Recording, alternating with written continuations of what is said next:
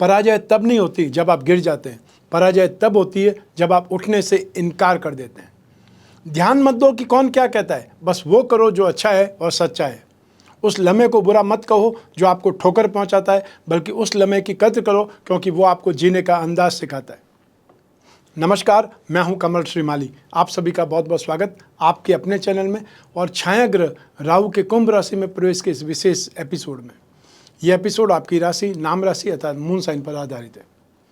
एक छोटी सी अपील है आपसे, यह चैनल और इसका हर एपिसोड आपके जीवन में सहजता, सुख, शांति, समृद्धि के लिए हमारा प्रयास है। आप भी हमारे इस चैनल को सब्सक्राइब कर, शेयर कर, कमेंट कर, लाइक कर, हमारा स्वागत करें, हमारा सहयोग करें, हमें भी अच्छा लगेगा। वैदिक ज्योतिष में राहु को 9 ग्रहों में से एक माना जाता है, लेकिन अन्य ग्रहों की तरह राहु का कोई भौतिक अस्तित्व नहीं है। लेकिन राहु का वैदिक ज्योतिष में और धार्मिक दृष्टिकोण से बहुत भारी महत्व है। राहु को भ्रम का ग्रह कहा जाता है। यह धुंधली दृष्टि, झूठी आशाएं और अंधविश्वास लाता है। राहु के प्रभाव में जातक ख्यालों में खोए हुए और दिन में सपने देखने वाले हो सकते हैं। राहु हमारे जीवन पर बहुत गहरा प्रभाव डालते हैं।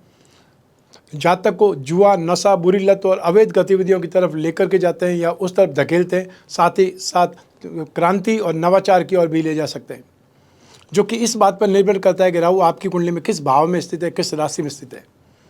राहु को एक विस्तार करने वाली ऊर्जा के तौर पर देखा जाता है, जो कुंडली के उस भाव के प्रभाव में वृद्धि करते हैं जहां वह मौजूद रहते हैं, स्थित रहते हैं।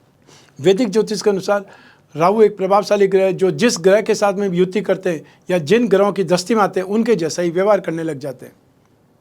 साथ ही राहु जिस भाव में भी मौजूद रहते हैं उस भाव के स्वामी की तरह व्यवहार करते हैं। इस आधुनिक जगत में राहु उन्नत तकनीक का प्रतिनिधित्व करते हैं।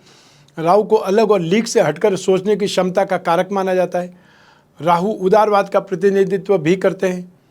मीडिया, विमान और तकनीकी रिसोर्सेज सभी पर राहु का प्रभाव है। आधुनिक दुनिया में राहु की पारंपरिक परिभाषा यानी कि एक अशुभ ग्रह से बदल करके नवाचार में तब्दील हो चुकी है। ऐसे में राहु के प्रभाव के बारे में अभी भी बहुत से जो अनछुए पहलू हैं जिसके बारे में आम लोगों को कम जानकारी है। वैदिक ज्योतिष में राहु को शनि के बाद में सबसे धीरे गोचर करने वाला ग्रह माना जाता है। साथ ही राहु के प्रभाव की तुलना भी शनि के प्रभाव से की जाती है।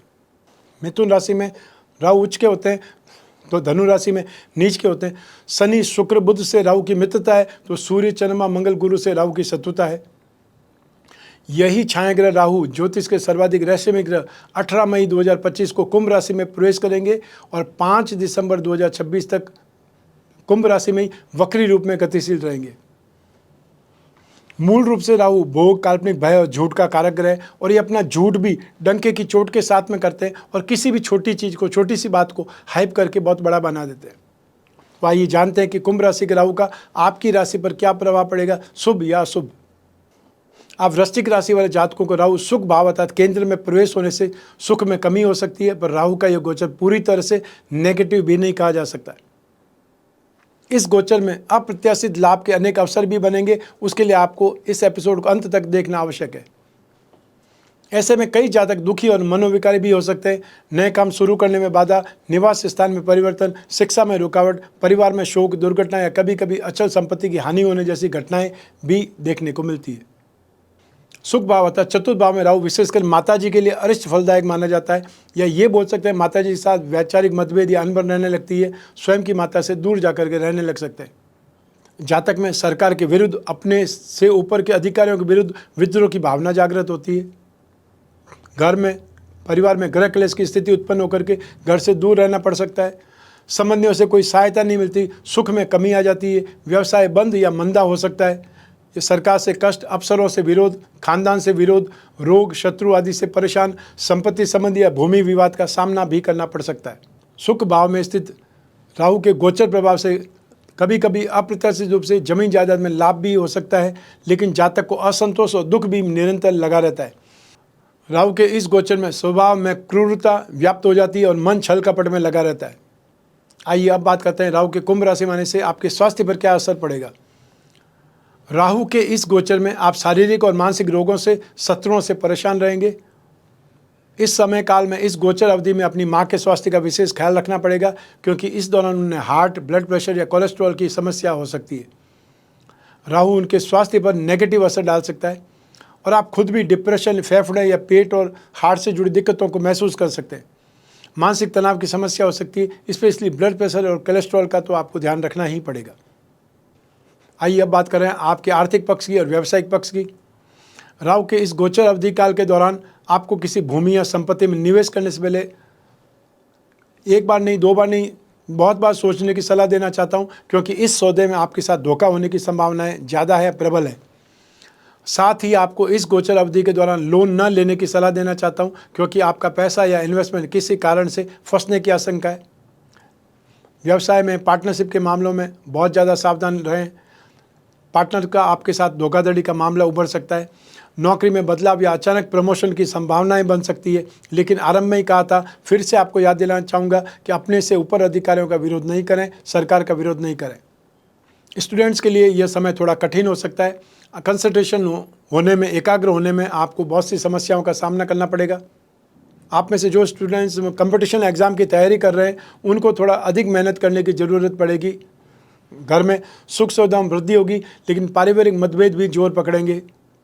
जीवन साथी के साथ संबंधों में भावनात्मक उतार चढ़ाव आ सकते हैं, इसलिए पेशेंस के साथ में, धैर्य के साथ में आगे बढ़ें। और आप में से वे लोग जो विवाह की योजना बना रहे हैं, उनके लिए समय थोड़ा सेंसिटिव है, संभल करके आगे बढ़ें, या फिर बात फाइनल करने से पहले जहाँ तक हो सकता है और बातचीत कर लें, या जो सलाह मशवरा करना है वो सब करने के बाद ही फाइनल करें। तो आइए अब बात करें राहु के दृष्टि फल की। राहु के चतुर्थ भाव में प्रवेश करने से अष्टम भाव पर मित्र दृष्टि, राशि से दसम भाव कर्म भाव पर शत्रु दृष्टि और नाश भाव पर अर्थात 12th हाउस पर मित्र दृष्टि पड़ेगी। मैं राहु की हर दृष्टि का आपको अलग अलग वर्णन कर रहा हूँ, अलग अलग विश्लेषण कर रहा हूँ, हर एक दृष्टि का मैं आपको अलग से बता रहा हूँ। सबसे पहले बात करते हैं राहु की पंचम दृष्टि की। राहु की पंचम दृष्टि अष्टम भाव अर्थात मित्र मिथुन राशि पर होगी, जिससे पूर्वाभास, गुप्त विद्याओं में रुचि, आयु आदि का विश्लेषण किया जाता है। राहु के इस गोचर में अचानक जमीन जायदाद के योग बन सकते हैं। वहीं वाहन का सुख भी अचानक से प्राप्त हो सकता है। गुप्त धन मिलने के योग बन सकते हैं, या कोई वसीयत से आपको पैसा मिल सकता है। लेकिन इस गोचर में दुखी और झगड़ालू, असंतुष्टि, क्रूर और कपटी स्वभाव भी आप में उभरने लगेगा। ऑकल्ट साइंस, ज्योतिष, मंत्र तंत्र, यंत्र, वास्तु साधनाओं में आपका इंटरेस्ट बढ़ेगा। स्वास्थ्य की दृष्टि से सर्जरी या यौन जनित रोगों से भी परेशान हो सकते हैं। आइए अब बात करते हैं राहु की सप्तम दृष्टि की। राहु की सप्तम दृष्टि दसम भाव अर्थात कर्म भाव शत्रु सिंह राशि पर होगी, जिससे कर्म, कैरियर या फिर कारोबार का विश्लेषण किया जाता है। सुख भाव में स्थित राहु की पूर्ण दृष्टि दसम भाव पर होती है, जिससे गलत काम, समाज विरोधी कार्य, धोखाधड़ी वाले गलत कामों में शामिल हो सकते हैं। सरकार के विरुद्ध, उच्च अधिकारियों के विरुद्ध विद्रोह की भावना जागृत हो सकती है। व्यवसाय बंद या मंदा हो सकता है। कूटनीति या मैनिपुलेशन कर नौकरी में अचानक प्रमोशन, नई नौकरी का ऑफर या ट्रांसफ़र भी आप प्राप्त कर सकते हैं। सरकारी सेवा में कष्ट, अफसरों से विरोध बना रहेगा। आपके पिताजी से भी संबंध अच्छे नहीं रह पाएंगे। आपको राहु के उपाय अवश्य करने चाहिए, उससे आपको राहत मिलेगी। आइए अब बात करते हैं राहु की नवम दृष्टि की। राहु की नवम दृष्टि नाश भाव पर 12th हाउस तुला राशि पर होगी, जिससे अपमान, अपयश, विदेशी यात्राएं या एक्सपेंसेज आदि का विश्लेषण किया जाता है। आप राहु की गोचर अवधि काल के दौरान अपने घर के लिए आरामदायक वस्तुएं खरीदने पर जम करके खर्च करेंगे। राहु के इस गोचर काल के दौरान परिवार के सदस्यों के साथ आपके संबंध बहुत सहज नहीं रह पाएंगे, और इसका असर घर के माहौल पर भी पड़ेगा। आपकी परिवार के साथ अनबन हो सकती है, या घर के सदस्यों के बीच छोटे मोटे विवाद पनप सकते हैं। आइए अब बात करते हैं राहु दोष निवारण के उपायों के बारे में। शनिवार के दिन किसी मंदिर में जाकर के आपको झंडा फहराना चाहिए। आपको भैरवनाथ जी के दर्शन करने चाहिए हर शनिवार या रविवार को। हनुमान जी की मूर्ति के समक्ष चमेली के तेल का दीपक जला करके बजरंग बाण का पाठ करें। कुत्तों को दूध रोटी खिलाने से राहु के दुष्परिणामों से राहत मिलेगी। कोई पवित्र नदी या तीर्थ स्थान में जाकर के स्नान करने से जो कामना पूर्ति है उसमें आपको सफलता मिलेगी। आपको बुधवार या शनिवार के दिन साबुत काली उड़द का दान करना चाहिए। हर शनिवार को एक नारियल, जटा वाला नारियल लेकर के प्रातः राहु काल में, जो कि 9 से 10:30 के बीच में समय में आता है, स्वयं के ऊपर से 11 बार घुमा करके जल में विसर्जित करें या शनि मंदिर में चढ़ा दें। राम रक्षा कवच धारण करें या काल भैरव कवच धारण करें। जो सामर्थ्यवान है वो इन दोनों का एक साथ में कवच, संयुक्त कवच बना करके धारण कर सकते हैं। राहु का एकाक्षरी बीज मंत्र ओम राम रावे नमः, इस मंत्र का जब भी समय मिले यथासंभव यथाशक्ति जाप करना चाहिए। तो ये था राहु का कुंभ राशि में गोचर फल। आपकी वृश्चिक राशि के लिए आपकी जन्म कुंडली में से एक ग्रह चंद्रमा को आधार बना करके मैंने ये राशिफल या गोचर फल आपको बतलाया है। आप चाहें तो अपनी जन्म कुंडली के संदर्भ में इस गोचर फल को और सटीकता से जान सकते हैं, क्योंकि आपकी कुंडली में राहु किस राशि में, कौन से भाव में, कौन से ग्रहों की दृष्टि में, आपको कौन सी दशा अंतर्दशा चल रही है, इसका इम्पैक्ट भी इस राशिफल गोचर फल पर पड़ेगा। लेकिन जीवन में जब समस्याएं ज़्यादा हो, भविष्य में झांकना हो या बहुत बड़ा कोई डिसीजन लेना हो तो अपनी जन्म कुंडली का विश्लेषण कराना चाहिए, समय समय पर करवाना चाहिए, 1 वर्ष में 1 बार तो जरूर कराना चाहिए। यदि आने वाला समय अच्छा है, पॉजिटिव है, तो आप और ज़्यादा काम करेंगे, उत्साह के साथ में काम करेंगे, योजना बना करके काम करेंगे तो आपको फ़ायदा ज़्यादा होगा, क्योंकि आपको मालूम है कि आपकी जीत होनी ही होनी है या आपको सफलता मिलनी है।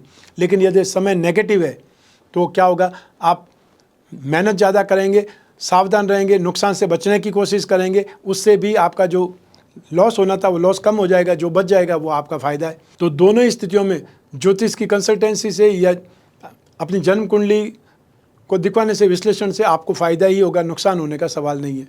आप कोई भी सिटी में रहते हो, कोई भी देश में रहते हो, आप अपने घर बैठे हुए या अपने ऑफिस में बैठे हुए अपनी कुंडली का विश्लेषण करा सकते हैं। इसके लिए सिर्फ आपको स्क्रीन पर दिए हुए नंबर पर संपर्क स्थापित करना है। वो संपर्क हो सकता है टेलीफोनिक कंसल्टेंसी के लिए हो या वीडियो कंसल्टेंसी के लिए हो, वो आप संपर्क करना है और जो व्हाट्सअप नंबर है या उस पर मैसेज डाल सकते हैं। हमारे टीम मेंबर्स आपसे संपर्क करेंगे, आपको अपॉइंटमेंट भी देंगे और बात कराने तक जिम्मेदार भी बने रहेंगे। आप और मैं ही बात करेंगे, बीच में तीसरा कोई भी नहीं होगा। ऐसी स्थिति में आप अपने सभी प्रश्नों का उत्तर प्राप्त कर सकते हैं। जिस भी भ्रांति का आप निवारण चाहते हैं वो बातचीत कर सकते हैं, या जिस बात पर, जिस विषय पर आपको डिस्कस करना है वो कर सकते हैं। आप जो भी पूछना चाहते हैं उसका एक नोट बना लीजिए और पेपर पर लिख दीजिए, जिससे आपका कोई पॉइंट छूटेगा नहीं जब आप और हम बात करेंगे। तो जो भी उपाय होंगे वो लिखित रूप में आप तक पहुंचेंगे, व्हाट्सएप के माध्यम से, ईमेल के माध्यम से। आपको सिर्फ एक छोटा सा काम ही करना है, इस नंबर पर संपर्क करके अपॉइंटमेंट फिक्स करना है या व्हाट्सएप नंबर पर मैसेज ड्रॉप करना है। मैं कामना करता हूं कि आप स्वस्थ रहें, प्रसन्न रहें, सुरक्षित रहें, अपना और अपने परिवार का बहुत बहुत ख्याल रखें। आप सभी को मेरा नमस्कार, बहुत बहुत शुभकामनाएं। ईश्वर आपकी रक्षा करे। धन्यवाद।